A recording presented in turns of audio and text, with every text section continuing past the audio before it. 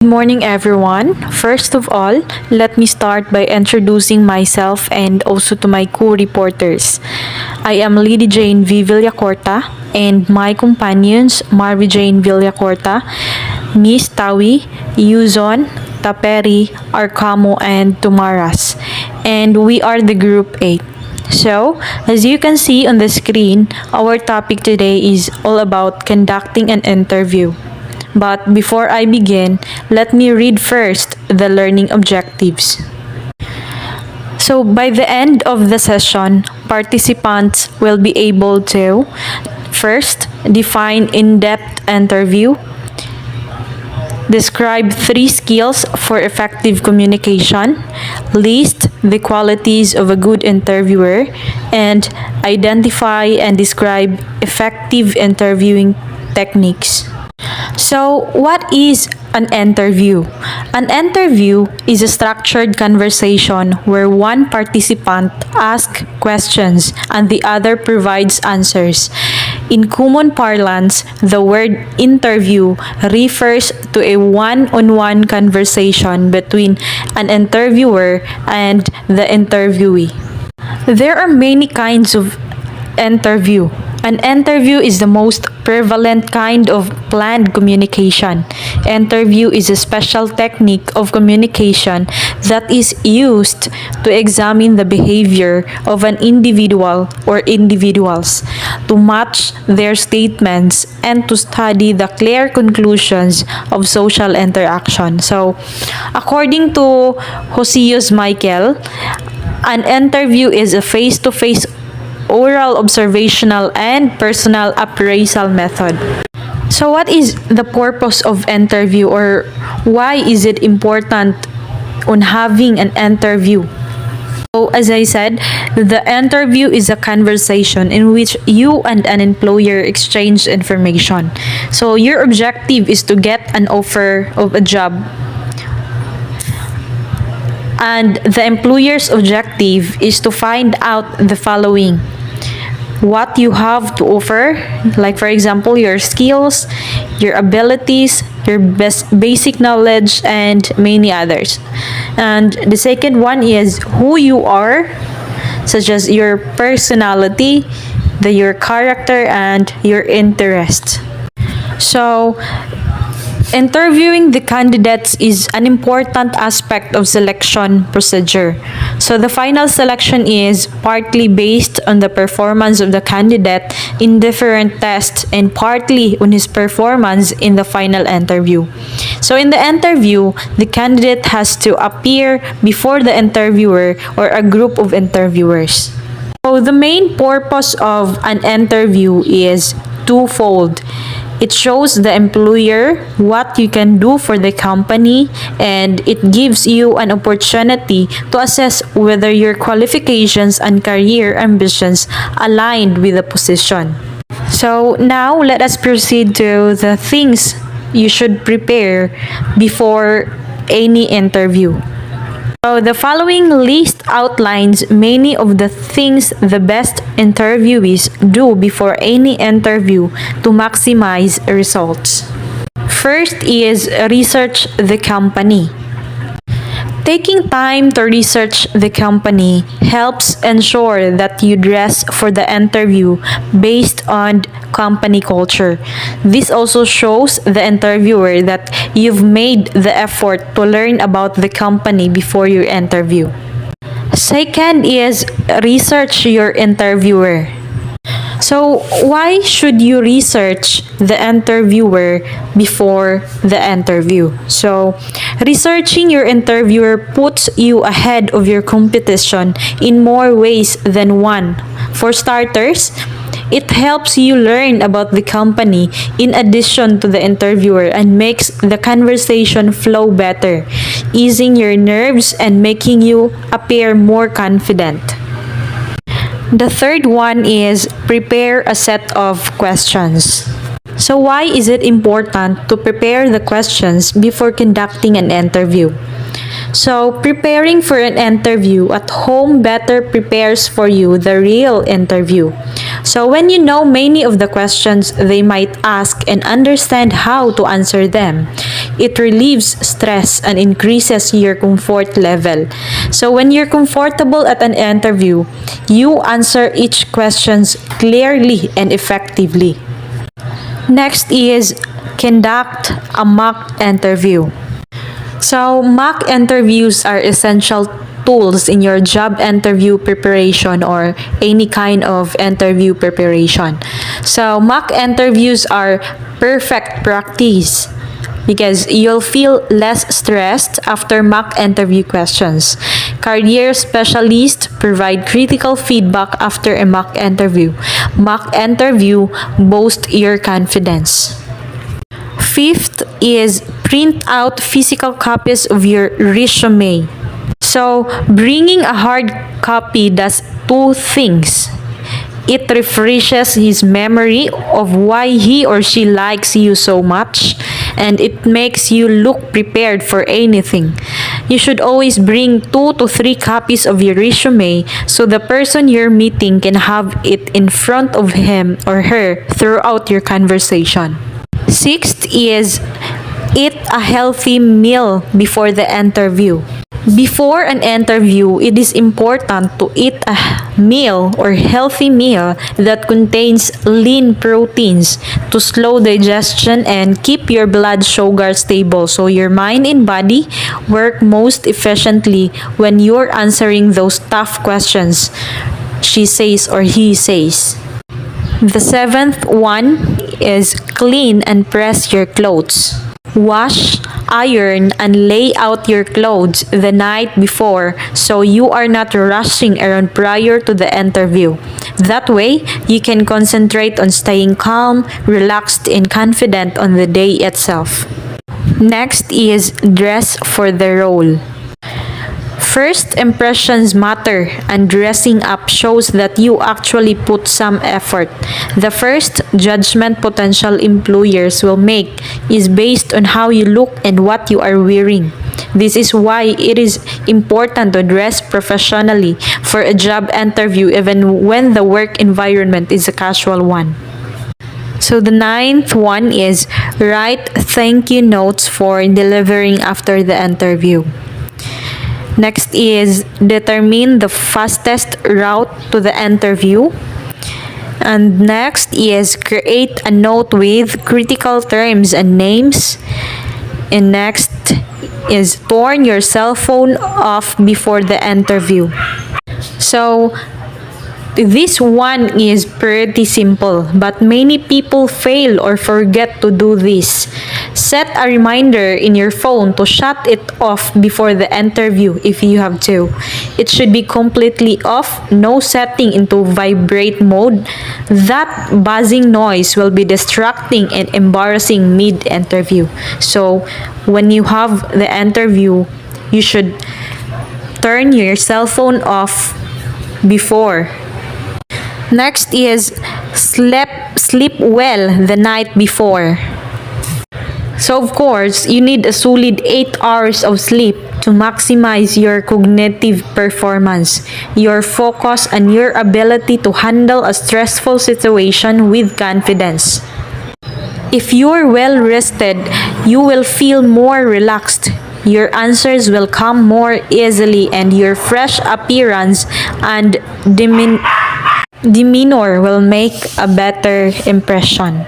Next is prepare for different types of interviews. So why is it important to prepare for any kind of interviews or for different forms of interviews? So furthermore, preparation helps build your self-confidence in your interview skills and is the key to successful interviewing. You need to get your goals in focus. You need to know what you want, where you want to be, who can employ you, and most importantly, why you will be good at the job you seek. The last one is consider stories from previous positions. So this gives them a better understanding of how you might react to similar situations that occur within their workplace. Before your interview, think back to your previous positions to memorable situations that you excelled in. Use them as examples to answer certain questions. I am Donna VP Yuzon and I will be explaining all the things to prepare for the interview and the common things to do after an interview. So for the things to prepare during the interview, as you're preparing for the interview, you can improve your chances of getting a job offer by keeping these 5 tips in mind.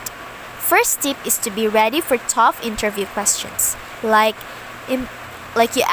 You practice to ask yourself a tough questions to learn how you process information and solve problems, and also prepare to discuss your approach and explain your reasoning. And lastly, to stay calm, take a moment to collect your thoughts and ask clarifying questions if needed. Second is to take notes. Why? Because in any case, taking notes during an interview helps you feel confident that the interview is fair. When candidates see interviewers paying attention and documenting the conversation, they have more confidence in the process and the outcome. Third is to prepare your own questions. Why should we need to prepare our own questions? Because in any case, it's important to prepare questions prior to an interview so that you can demonstrate your knowledge of the company and the job you're seeking. Fourth is to practice. Taking the time to practice for a job interview will help you feel more comfortable during the job interview, and it helps you enhance your interview skills and increase your chances of getting a job offer. Lastly is to consider your wardrobe. This way, generally, a job interview calls for you to wear professional or business attire. For men, this might mean a suit jacket and slacks with a shirt and a tie, or a sweater and button down. For women, a blouse and dress pants or a statement dress is appropriate. The way you dress for an interview gives potential employers their first impression of how you present yourself professionally. Even if you look great on paper, if you don't dress appropriately for an interview, you give the impression that you lack respect for yourself and those you are meeting with. Next is for the common things to do after an interview. First is to ask for next steps and contact information, and then assess your interview performance. Third is to write down anything you want to remember. Then send a thank you note to the hiring manager. Then reference a current industry event in the news or literature. Then connect on social media, business, networking sites. And send any supporting documents. Second to the last, contact your references and get comfortable with waiting. Those are the common things to do after an interview. So, I am Marvie Jane V. Villacorta. This is my assigned topic, effective communication. First, people like to share with people who are sensory, approachable, and non-judgmental. Second, these qualities are communicated primarily by facial expressions, followed by tone, and to a limited extent by words. Third, people often remember more about how a subject is communicated than the speaker's knowledge of the subject. So, effective communication is the process of exchanging ideas, thoughts, opinions, knowledge, and data so that the message is received and understood with clarity and purpose. When we communicate effectively, both the sender and receiver feel satisfied. So, types of communication. First, verbal or spoken words. So, verbal communication, it is sharing of information between individuals by using speech. Individuals working within a business need to effectively use verbal communications that employs readily understood spoken words, as well as ensuring that the enunciation, stress, and tone of voice with which the words are expressed is appropriate. So the second is nonverbal. The way we sit or stand, facial expression, silence, eye contact, gestures, or smiling, leaning forward, or nodding. So, nonverbal communication, also called manual language, is the process of sending and receiving messages without using words, either spoken or written. So, similar to the way that italicizing emphasizes written language, non-verbal behavior may emphasizes parts of the verbal messages. So, effective communication techniques are first, active listening. Attending fully to what the speaker is saying by focusing wholly on what is being said requires the listeners to give full attention to the speaker until either the message has been received or the speaker has finished speaking. So, active listening is an approach to instruction that involves actively engaging students with the course material through discussion, problem solving, case studies, role play, and other methods. So, the second is reflective listening, the process of verbally reflecting back what someone has said. Helps interviewer check whether she or he understand the interviewee. Helps the interviewee feel understood and respected.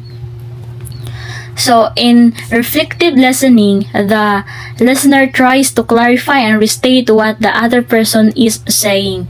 The benefits of reflective listening are that it can increase the listener's understanding of the other person, help the other person clarify their thoughts, reassure the other person that someone is willing to attend to their point of view and wants to help them express their thoughts. Reflective listening.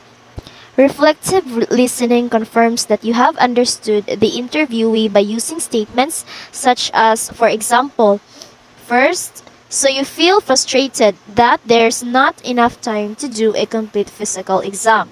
Another example is, it sounds like the word you're concerned about this patient's ability to adhere to treatment.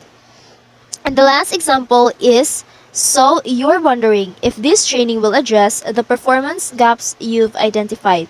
So the first example is you, and the second example is your, and the third example is you've. So the word you in the second example, the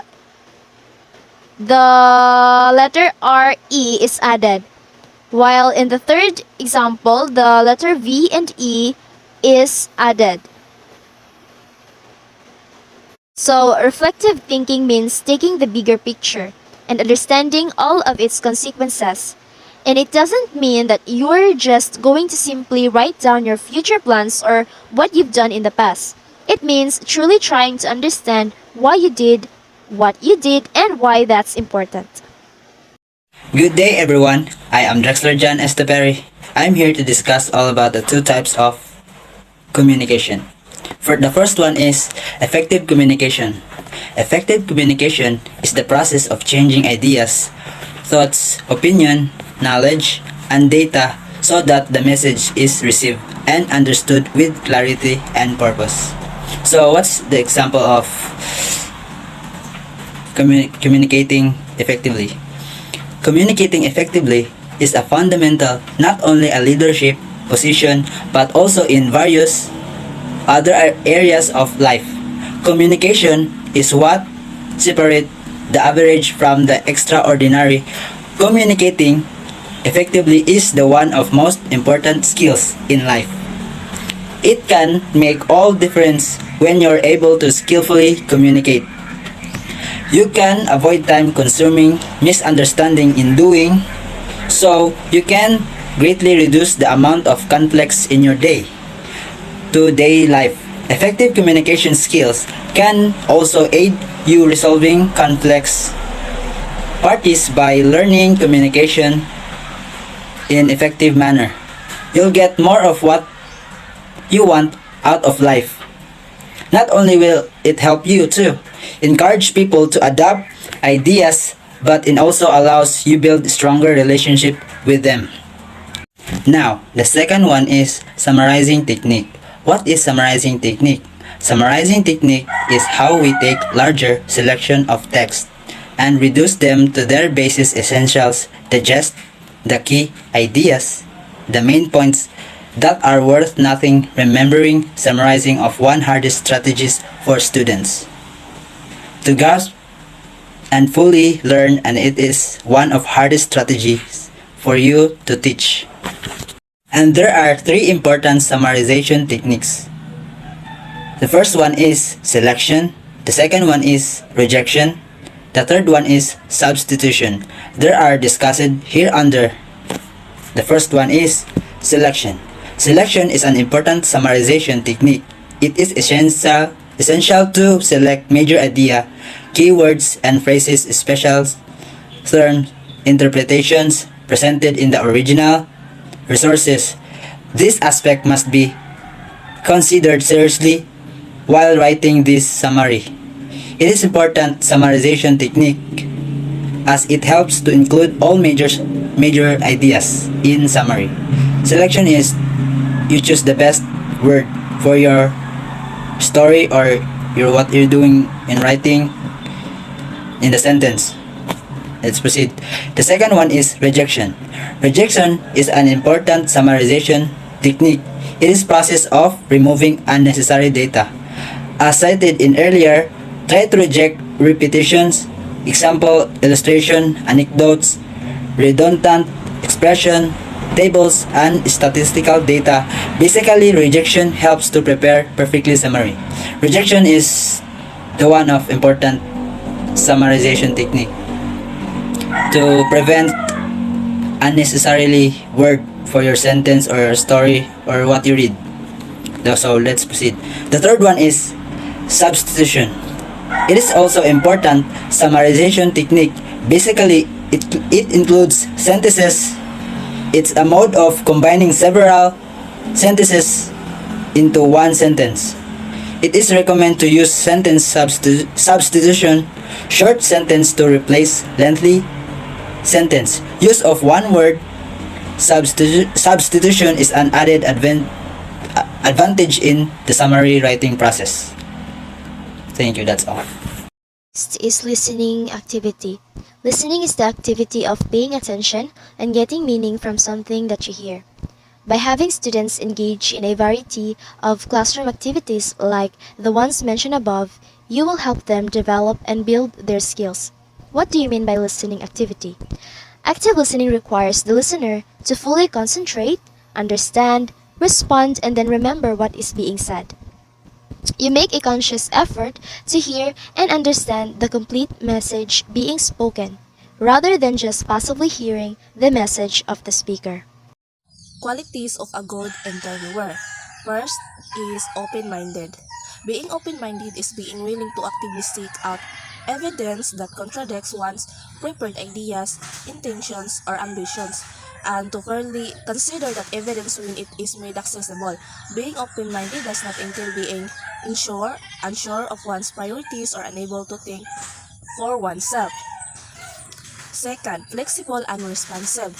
Thus, having options means being able to adapt to changes, which is related to flexibility, while responsiveness is the result or application of that power to respond to stimuli that is properly of a system.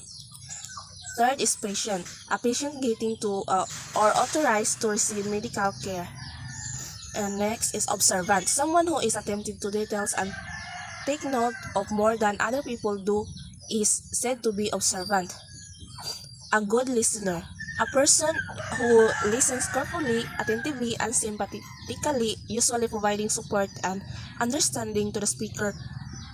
Here, friends envy here for being a good listener. Friendly. Someone who is friendly exhibits nice, kind behavior and enjoys socializing with others.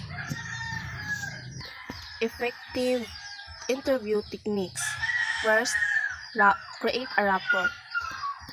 Create a rapport. When you gain a person's trust, friendship, and affinity, you are building rapport. Building a rapport may be quite helpful for your work because it enables you to create positive interpersonal connections, which can lead to many opportunities. Use open-ended questions. A question that cannot be answered with a simple yes or no answer or with a fixed response is said to be open-ended. Open-ended inquiries are worded as statements that call for a more in-depth response. The answer can be compared to knowledge that the asker already has. Use probes to go deeper into a subject. If you probe into something, you ask questions or try to discover facts about it. And avoid leading questions. A leading questions gently influences responses. Most of the time, leading questions persuade respondents to offer feedback that supports the survey creator's viewpoint.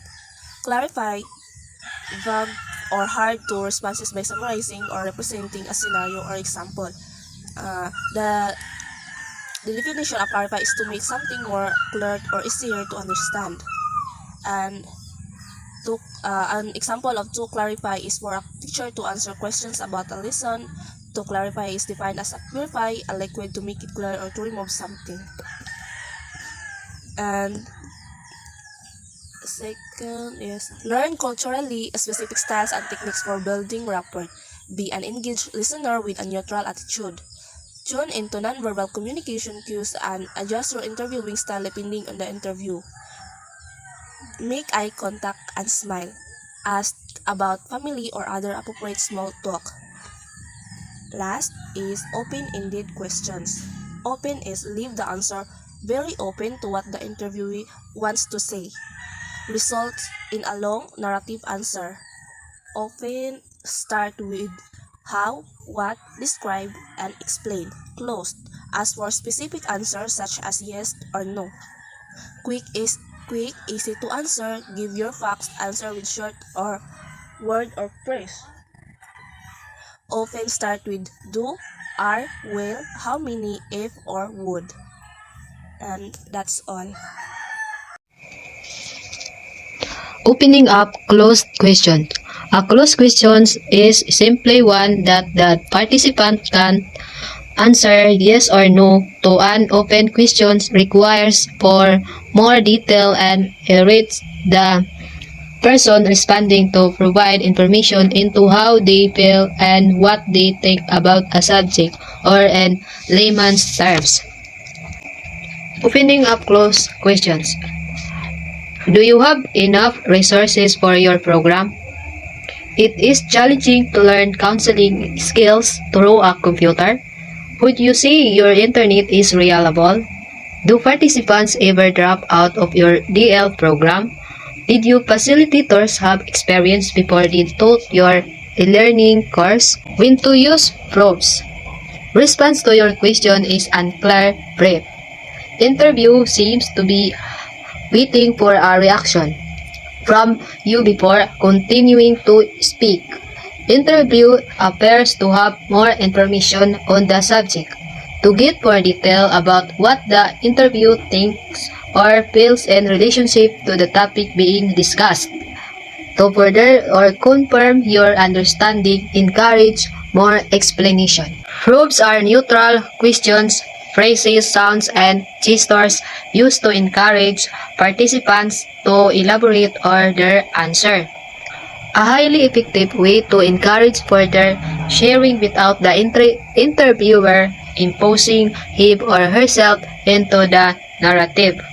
One of the most important poles in a deep interviewing. Types of probes. Silent. Echo. Oh, long question. Tell me more. Summarizing. Silent. This probe involves being quiet once an interview appears to have finished answering question, perhaps nodding your head and waiting for an interview to continue and add more to the topic they were discussing. It provides interviewees with time to reflect, allowing silence to endure in an interview can be very difficult for interviews but effective if used sparingly. Echo. This is where an interviewer repeats the last point that the interviewer has said and is useful especially when they have been describing a process or event. Bernard asserts that this proof shows the interview that you can have understand what they have said so far and encourages them to continue and expand. Oha or aha, sorry. Aha, saying yes, I see right, and so on as an interview talks affirms what the interview has said. It can act rather like silent nodding or of your head. Tell me more. After an interview has answered a question, this proof encourages interviews to expand and go further through follow on questions along the times of why do you feel like that about it? Can you tell me more about that? What did you mean you said? What did you do then? etc. Long question. These sorts of probes can help of the beginning of interviews in the grand term mode. Bernard gives the example of when he asked the divers he was interviewing, tell me about diving into really deep water. What do you do to get ready? And how do you ascend and descend? What is like down there? Bernard 2000 page 198. He also says that threatening or sensitive questions, he gives the example of condom use can benefit from long rambling run up to them. Summarizing. Probing questions are not just about clarifying specific details. Instead, these dig much deeper than the surface. An effective probing question helps to get a person to talk about their personal opinions and feeling and promotes critical thinking. I have here 7 examples of probes. Number 1 is, can you give me an example of that? Number 2, please tell me more about. Number 3, what exactly do you mean by that? Number 4, how typical is that? Occurrence or a thing? Number 5, what are some of the other ways to do? And number 6, really? Interesting. Or I see. And lastly, number 7, why do you think that is? Leading questions leads interviewee along a particular line of thinking. A leading question is a question which subtly prompts the respondent to answer in a particular way. Leading questions are generally undesirable as they result in false or slanted information. Subtly prompts interviewee to answer in a particular way. Tell the truth in as positive a manner as possible and don't discuss things or events in a negative fashion. Long answers are less effective than concise responses and tend to make interviewers suspicious. Risk revealing your own value judgments and biases.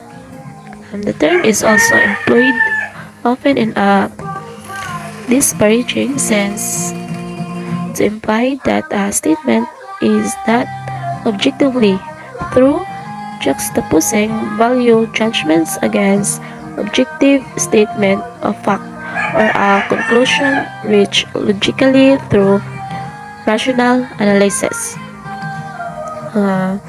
Interviewers often provide a response in accord with the questions because they are reluctant to contradict the interviewer.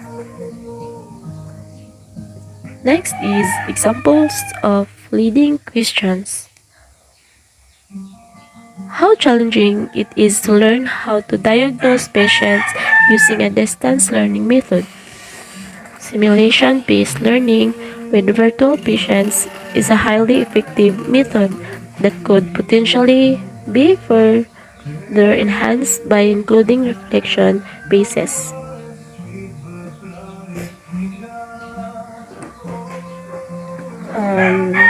Next is most students with few technical skills will struggle in this learning program. Is that right? For me, that's right because most students have no teacher and no one can be asked if they are confused or don't know anything in their class, especially those who haven't been violent. And as one reason, you stop stopping the elementary line because the mentors weren't interested in adding to their responsibilities. Um,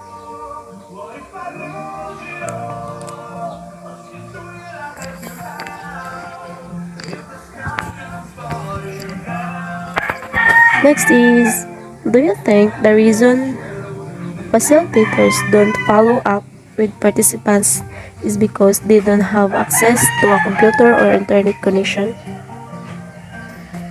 Yes, because it is very difficult for them to have an internet connection because all computers or gadgets need an internet connection, especially for online class. Next is interviewing does. Prepare in advance. Understand purpose of the assessment. Next is only ask questions interviewees can reasonably be expected to answer. Similarly, in most cases, there is no point in asking what expect at the interview because, again, you're unlikely to hear anything particularly helpful. You also risk looking inexperienced, or in need of extra hand holding. Only ask questions interviewees can reasonably be expected. Next is be thoroughly familiar with informed consent documents and be able to explain them to the interviewee if necessary. Next is know the questions in advance and be able to rephrase or produce follow-up questions and proofs. Next is know the flow of questions so you can adjust the order to match conversation flow if necessary. Then use culturally specific styles and techniques for building rapport. And remain neutral and remember that your body language and reaction can convey your own biases. When preparing for a job interview, many people overlook the importance of understanding body language during interview. And next is interviewing don'ts. Don't let the interviewee have too much control over the interview. There are 5 ways to stay in control during an interview. Number 1, focus on the questions at hand. Then, don't consider the interviewer as an enemy. Then, be ready to admit that you know. Next is, don't lead the interviewee based on preconceived notions. Next is, don't be judgmental toward responses. Don't take the lead and just listen or support his answer or explanation because we have different beliefs and or opinion. Next is don't ask dichotomous questions or when they can be avoided. These kinds of questions tend to force the consumer or respondent to make a choice between two options regardless of whether or not they thoroughly agree with that choice. And next is never tell a participant they contradict themselves. And that's all. Thank you. That's all, and thank you for listening. I hope you learned a lot from listening to our report. And if you have any questions, just comment down below in the comment section. And again, thank you and God bless.